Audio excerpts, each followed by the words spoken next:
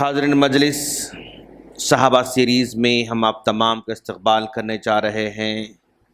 ہم لوگ سن رہے تھے حضرت ابوبکر صدیق رضی اللہ تعالیٰ عنہ کے اہم واقعات کے بارے میں۔ آج ہم جس واقعی طرف یاد دہانی کرانا چاہ رہے ہیں وہ حضرت ابوبکر صدیق رضی اللہ تعالیٰ عنہ کی زندگی کے اہم واقعات میں سے ایک واقعہ ہے۔ ابوبکر صدیق رضی اللہ تعالیٰ عنہ چونکہ سرداروں میں سے تھے، وہ مالداروں میں سے تھے، ان کو بھی تکلیف کا سامنا کرنا پڑا، لیکن چونکہ آپ مالدار تھے، تاجر تھے اور سردار تھے، تو دوسرے غلاموں کے مقابلے میں، غریبوں کے مقابلے میں بہت ہی کم تکلیف کا سامنا کرنا پڑا۔ لیکن آپ کے نظروں کے سامنے مختلف لوگوں کو تکلیفیں دی جاتی تھیں۔ ان میں سر فہرست حضرت بلال رضی اللہ تعالیٰ عنہ ہیں۔ ابوبکر صدیق رضی اللہ عنہ دیکھتے تھے کہ بلال رضی اللہ تعالیٰ عنہ کو کبھی گرم ریت پر لٹایا جا رہا ہے اور کبھی ان کے اوپر گرم پتھر رکھے جا رہے ہیں، اور کبھی ان کو رسی سے باندھا جا رہا ہے، گھسیٹا جا رہا ہے، اور کبھی ان کو بھوکا رکھا جا رہا ہے، کبھی ان کو بھوکا رکھا جا رہا ہے، اور کبھی ان کو کوڑوں سے مارا جا رہا ہے، کوڑوں سے مارا جا رہا ہے۔ تو یعنی مختلف تکلیفوں کو دیکھ رہے تھے حضرت ابوبکر صدیق رضی اللہ تعالیٰ عنہ، اور تکلیف میں تھے کہ بھائی یہ بلال ہیں، یہ غلام ہیں، ان کا مالک امیہ بن خلف کبھی گرم ریت پر لٹاتا ہے، کبھی گرم پتھر ان پہ رکھتا ہے، کبھی فلاں کرتا ہے، رسی سے باندھتا ہے، کبھی کوڑے سے مارتا ہے، کبھی بھوکا رکھتا ہے، کبھی گھسیٹتا ہے۔ یعنی تکلیف میں تھے، کیا کرنا کیا کرنا کیا کرنا۔ اور جس طرح آپ رحم دلی کی وجہ سے آپ تکلیف محسوس کر رہے تھے، سیم اللہ کے رسول صلی اللہ علیہ وسلم بھی دیکھتے تھے کہ بھی بلال واقعی تکلیف میں ہیں، بہت مشکل میں ہیں۔ ایک مرتبہ فجر کے بعد اللہ کے رسول صلی اللہ علیہ وسلم نے اعلان کر دیا کہ بھائی کون ہے جو بلال کو آزاد کرے اور جنت کا حقدار بن جائے؟ کون ہے جو بلال کو آزاد کرے اور جنت کا حقدار بن جائے؟ تو فوراً ابوبکر صدیق رضی اللہ تعالیٰ کھڑے ہوئے اور کھڑے ہو کر کہا اللہ کا رسول میں بلال کو آزاد کروں گا۔ تو اللہ کے رسول نے کہا ٹھیک ہے، آپ بلال کو آزاد کرو اور جنت کے حقدار بن جاؤ۔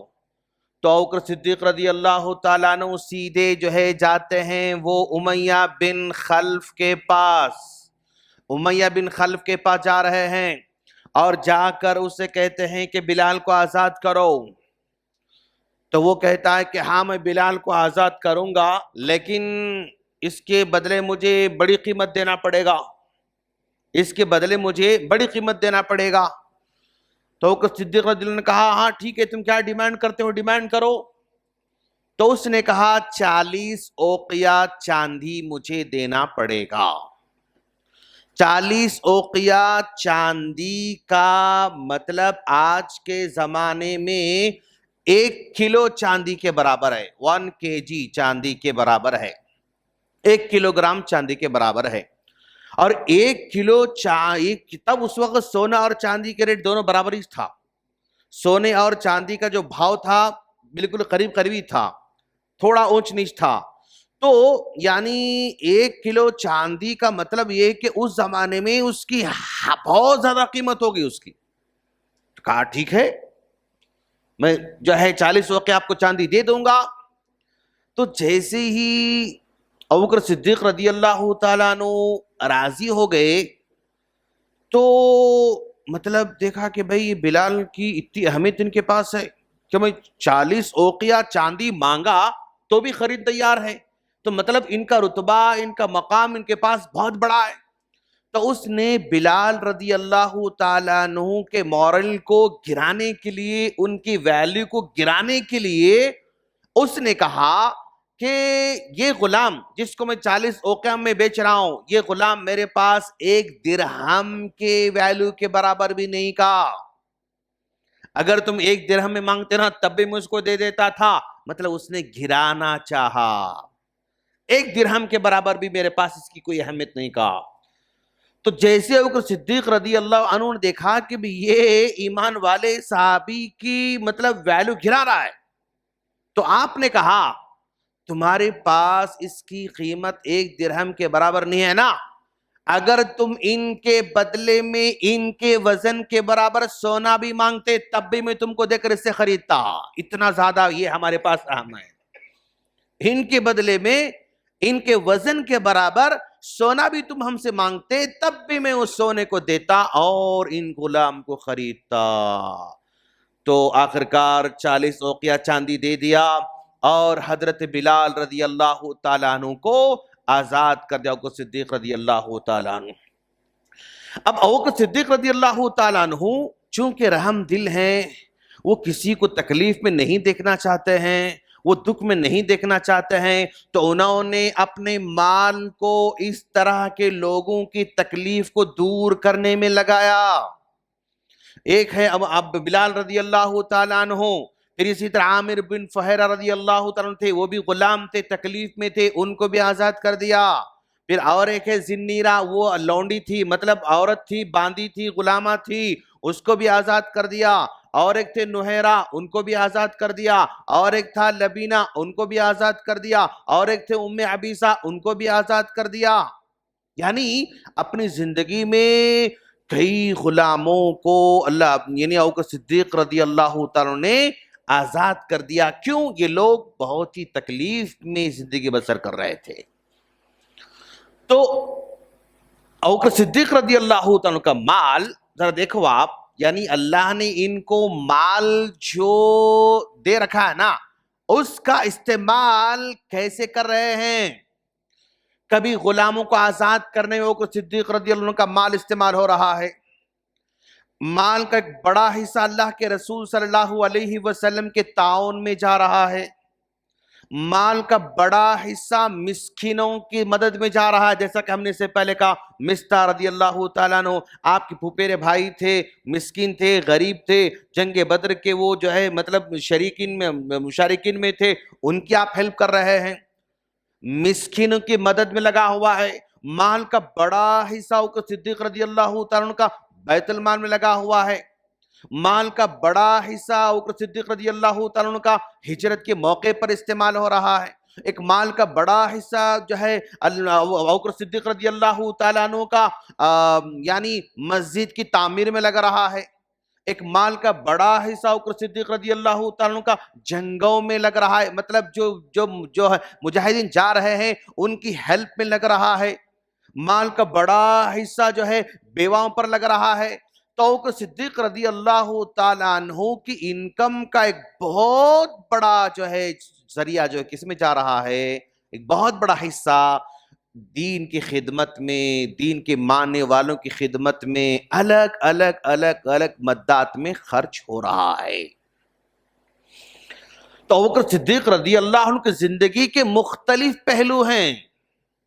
آپ غلاموں کے ساتھ اس طرح جو ہے پیسے خرچ کر رہے ہیں، اب جنگ میں جانے والوں کو دے رہے ہیں، اور بیت المال میں لگا رہے ہیں کہ بھائی دیکھو کس وقت کیا ضرورت پڑتی مجھے نہیں معلوم، وہاں کے لے لو، ہر وقت میرے پاس آنے کی ضرورت نہیں، ان کے پاس لے لو، مسکینوں کے لیے، بیواؤں کے لیے، اللہ کے رسول کے لیے خاص، پھر ہجرت کے لیے خاص، مسجدوں کے لیے خاص. ہر جگہ ابوبکر صدیق رضی اللہ عنہ کا مال امت کے کام آ رہا تھا.